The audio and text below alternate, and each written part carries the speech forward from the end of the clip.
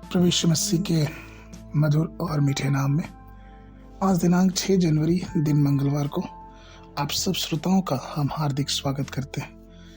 आज के दिन के लिए जो वचन है लिया गया उत्पत्ति की पुस्तक उसका 6वां अध्याय 16 पद।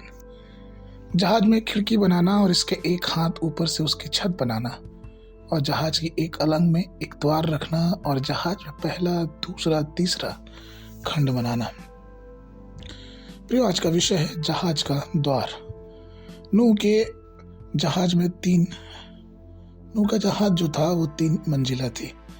ये 3 मंजिला जहाज इंसान का प्रतिरूप है, आत्मा, प्राण और शरीर। सबसे निचली जो मंजिल थी वहां एक द्वार होना चाहिए था। और अगर हम उस द्वार को आत्मिक रूप में वर्णन करें तो ये परमेश्वर जो मनुष्य धर के इस धरती पे आया, यीशु मसीह ने यूहन्ना 10:9 में कहा कि द्वार मैं हूं, यदि कोई मेरे द्वारा भीतर प्रवेश करे तो उद्धार पाएगा और भीतर बाहर आया जाया करेगा और चारा पाएगा। यूहन्ना 14:6 में यीशु मसीह ने यह भी कहा कि मैं ही मार्ग, सत्य और जीवन हूं, मेरे बिना कोई पिता के पास नहीं आ सकता।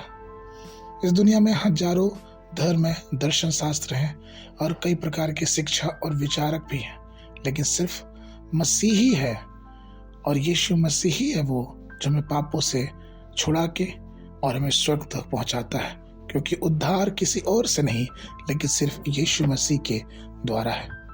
नूह के जहाज में खिड़की भी थी प्रियो, जो ऊपरी मंजिल पे थी, और इस खिड़की से जहाज में रोशनी आती थी।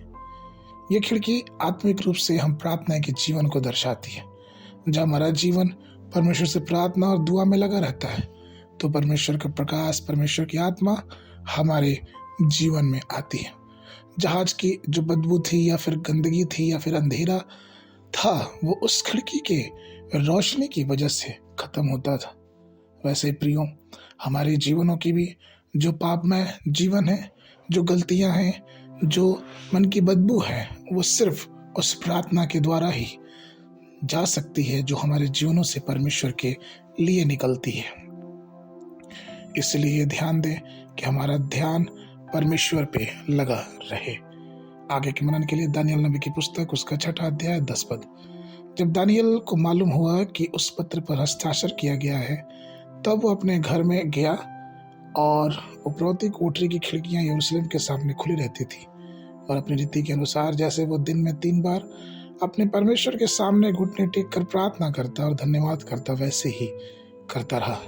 बाइबल अध्ययन के लिए सुबह के समय उत्पत्ति की पुस्तक उसका 16, 17 और संध्या के समय मत्ती रचित सुसमाचार उसका 5 अध्याय 27 पद से लेकर 48 पद तक। परमेश्वर आप सबको आशीष देवे।